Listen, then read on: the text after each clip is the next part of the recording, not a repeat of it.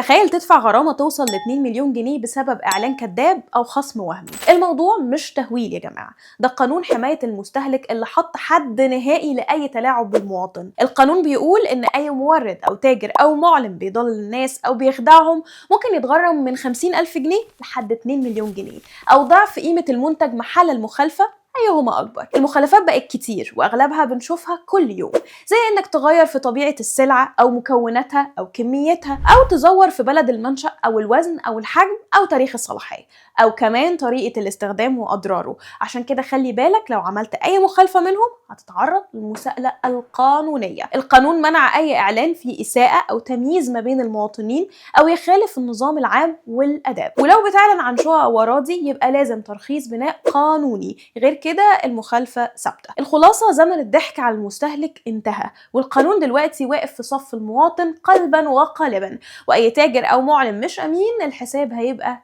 تقيل.